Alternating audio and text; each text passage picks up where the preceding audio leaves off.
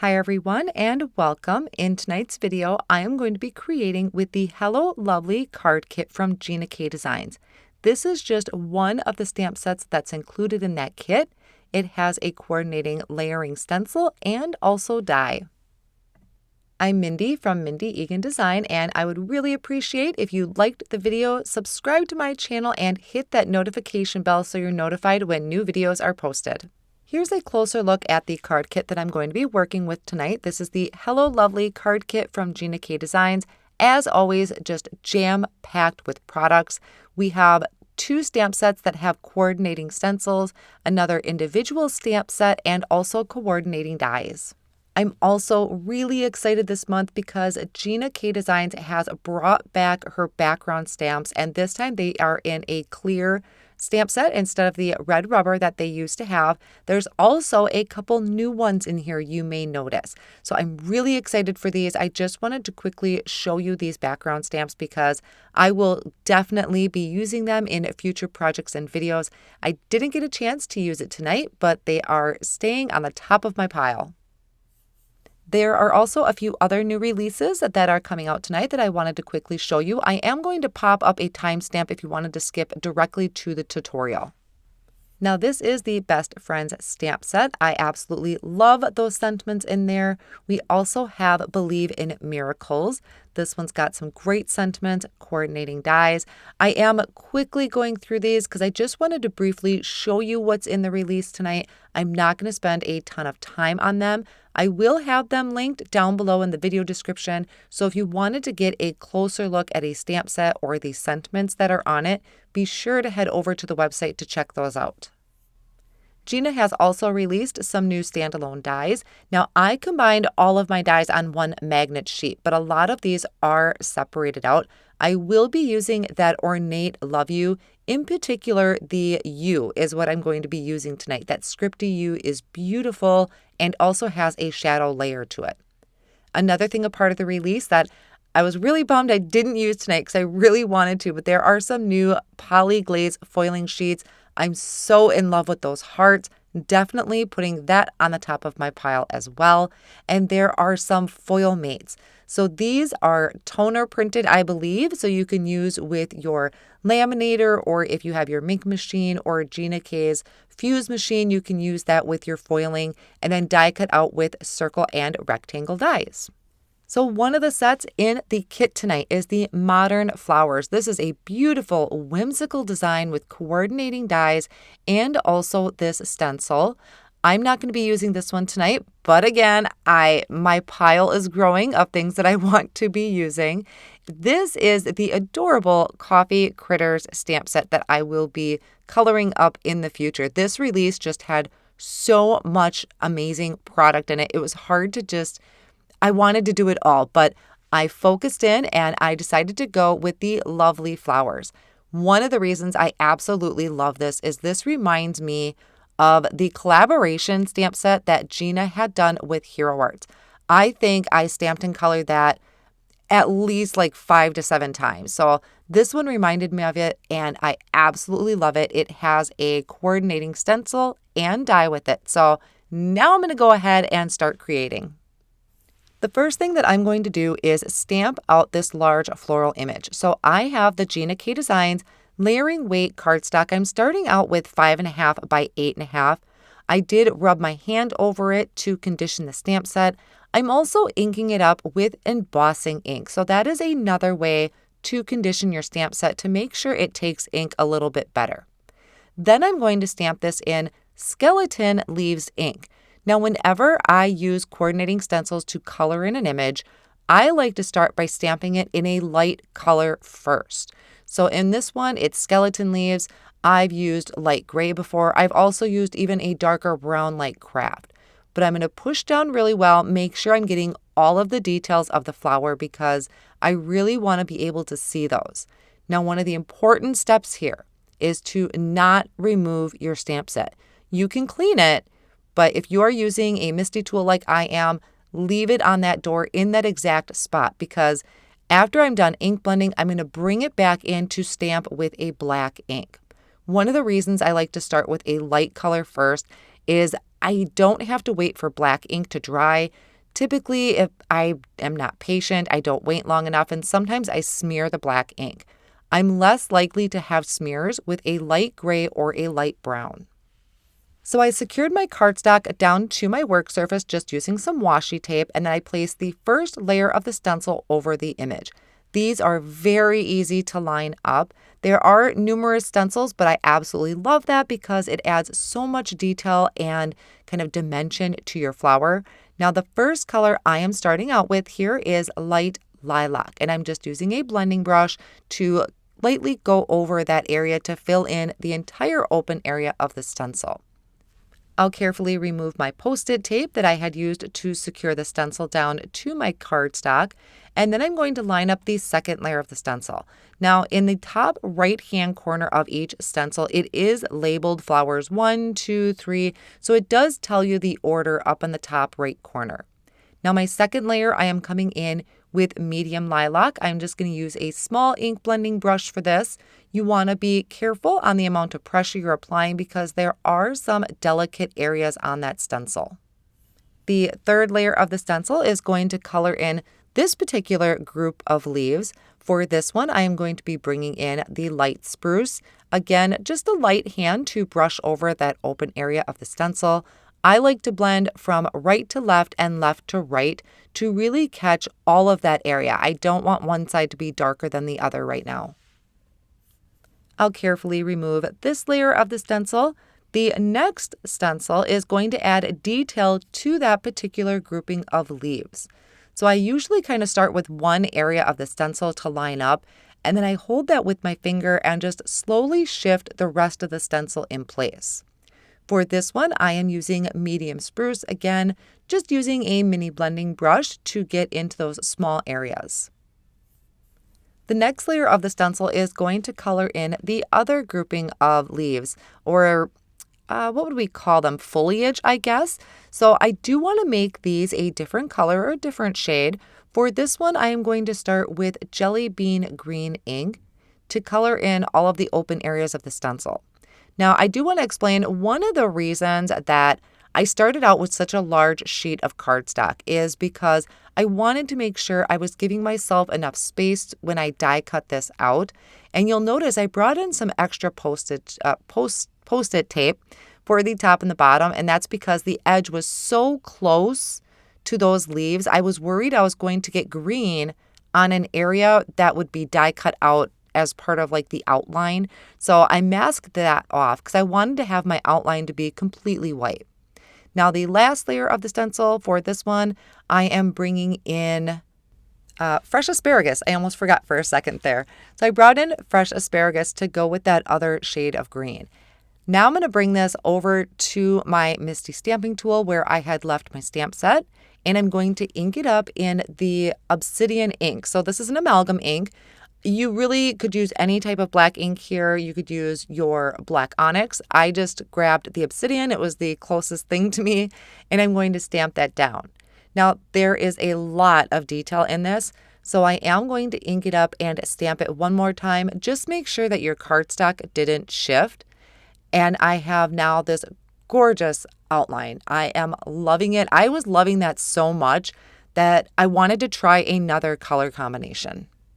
So I cleaned off my stencil using a towel and some rubbing alcohol, and I'm going to go back through and fill in the stencil. I had stamped multiples of these when I was stamping the image, so that way I was ready if I did want to experiment with some color combinations. So that first layer of the stencil I actually did with Skeleton Leaves, which is the ink color that I stamped in. The second layer I also did with Skeleton Leaves, just applied a little bit heavier of a hand, but I was worried that it would dry back a little bit too much, so I brought in a little bit of Kraft ink to darken that up. For the leaves, I really debated about using the Skeleton Leaves and kind of just creating this sepia colored image, but I went with the light spruce. I just absolutely love how these greens look. And with this one, I decided to play around with my color. So I went a little bit darker towards the flowers and then had my green kind of fade off towards the tips of the leaves. Now the second layer of these leaves, I used a medium spruce. I'm also going to use that medium spruce for this first layer of that other foliage that's there. And I got a little nervous because it was looking pretty dark when I was blending that on. Once I removed the stencil, it didn't look so dark. So when I brought in the last layer, I'm going to be using the dark spruce. And now this is really dark. And after I removed the stencil, it was almost too dark in comparison to my other leaves. So I dug back through my stencils so I could find the second layer of that first batch of leaves that I had done. And I used a little bit of what I had left over on my brush for the dark spruce, maybe picked up a little bit more just to kind of add a little bit more of a shadow to it. So I like how that tied in together. I brought this image back over to my Misti, made sure it was tucked down in that corner really well, and then inked it up and stamped in that Obsidian ink. Loving that color combination. It's very kind of vintage and delicate looking. There is a coordinating die to die cut out the image, so I did use that and lined it up and held that down with my Easy C tape, and then I'm going to die cut this out with my intricate die cut machine. So I'm just going to open those two sides up, kind of pop them in, bring in my gray cutting mat, then on my cardstock with my die facing down, and then my top plate and run that through. This machine really does run through so smooth when you crank that handle. So I'm also going to bring in my other image since I had the machine out and die cut that out as well. I did do some other die cutting off screen. I die cut 2 more of these out of white cardstock so I can layer them together later on. Now out of a piece of heavyweight white cardstock, I die cut out master layouts too, so I have this nice stitched border, and then I'm going to be placing this on a card front that is 4 1/4 by 5 1/2. I had die cut that Scripty U out of a matte gold cardstock. I also die cut it out of a white one, so I can layer that together in just a moment. And then I have the word love that I die cut from black cardstock. Now you can use the love that is included with this Love You Ornate set, Ornate Love You, either way how it goes. But I really liked those caps, those large bold letters. So here I'm going to just layer up the U, that Scripty U, add the Connect glue that I have in my fine tip bottle, and then place that over the top of my white one. That's going to kind of give some stability to this piece because it is really delicate. It's kind of got those swoops on the end, and it is absolutely beautiful. So I will put that off on the side, let that sit, and I'm going to go ahead and glue together the black letters that I die cut. But for these, I did 3 V's that I glued together and 3 E's that I glued together. I did not layer up the L and the O, and I'll show you why in just a moment. So here I am just taking that white die cut that I did of my image and layering this together again to just add some stability to this piece. And I'll just use my finger and just kind of gently tap that down, and I'll let that sit for a minute. While that is sitting, I am going to add some foam tape to the back of my panel. So this is the piece that I die cut out of the Master Layouts 2 to add that stitched border. This is just some thin foam strips that I could add to the back. And once I have that whole back covered, I will remove the backing of my foam tape and add that to a card front. Now I am doing a top folding card base. This is going to be in the landscape orientation, which I thought just fit better with my image and my words. Before I attach my flowers, I'm going to add some white splatters. So I place this in my Splat Box.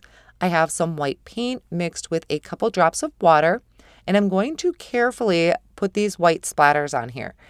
Normally I splatter my backgrounds, but I thought adding the splatters to the flowers would look really cool, and I was right. I absolutely love how they look, and I'm also adding them to my other flower arrangement as well. So once I gave those splatters a few minutes to dry, I'm adding liquid glue to the back, and I'm going to place this over my card front. So this is the, I guess I want to say sepia colored flowers.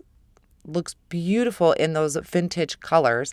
I'm going to place that over the front of my panel, which is popped up, place something heavy on it, let that sit for a minute. Now for the Love You, or the word love, I laid it out how I wanted it to look, and I'm starting with the E. So I went as close to the right edge as I could, adding liquid glue behind the E and the V. The O and the L are going to overlap the flower, which already is kind of popped up because of that additional cardstock piece I put behind it. So that is why I did not add any additional letters or pieces of the letter behind the O and the L, because I just kind of had a feeling they were going to overlap like that. And this makes it fairly flush. So every now and then I'll bring in a heavy block and put it over the top and let that sit for just a minute. And then I'm going to bring in that scripty U and place that over the top. Now I had to really kind of be careful of this because at first I was lining up these swoops at the end and it just kind of looked funny. So I kind of picked it up and moved it over a little bit so that the YOU was centered with the word love. That was a little tricky, kind of almost like a illusion. So I fixed that really quick. Then I'm going to finish this card off with some gold pearls that I'm placing around my floral image, just using my pick and stick tool and my Connect glue to add those down. Then I'll flip my panel over and just trim off any of the excess. And I'm using some scissors from Spellbinders. These are really nice scissors that I haven't had any issue with as far as sticking to foam tapes and things like that. So that finishes off my first card. But I also have the flower that I did in the lilacs. So I wanted to complete that card really quick. For this one, I'm going to have a fade of color coming in from the bottom left-hand corner, but it's hard for me to ink blend from the bottom left and going right. So I always turn my cardstock and come in from the top right and blend in towards the center. It's easier to show it than explain it. So I'm just using the light and medium lilac to add some color. I'm going about halfway into the cardstock, letting that kind of fade off into the white. So here I just turn my cardstock so that my color is down in the bottom left-hand corner. I'm going to be using a sentiment off of the Best Friends stamp set. I love how these fill in at least like half of the card. They're beautiful and fit great for going down a portrait, but this is also going to work really well for my landscape card. So I had used a die. I'm going to have to look to see which one I had used to die cut this out. And I placed that into my Misti tool, and I'm going to stamp out my sentiment. Now I am using the Obsidian Ink once again. I did stamp it a couple times just to make sure that I had a really nice, good impression of that particular stamp set. I finished off this card the same as I did my first one, where I added foam tape behind that die cut panel. And then I also added an additional die cut piece behind my flower. And I'm attaching that using the liquid glue, just making sure the leaves don't overlap my words. Now I think I covered pretty much everything that I had used on the cards. If there's something I didn't mention, I do list all of my supplies used down below in the video description and over on my blog as well, along with pictures of each individual card. Sometimes I don't always remember to say things in the video, so I definitely do make sure to link them. Now my lilac card, I finished off with some clear quartz sequins, and then here's a look at both of the cards finished off with their embellishments. And this was just one of the stamp sets that's in this card kit. So be sure to check out everything included in the card kit. I think you're going to have a ton of fun with these. I know I certainly will. Thanks so much for stopping by, and see you soon.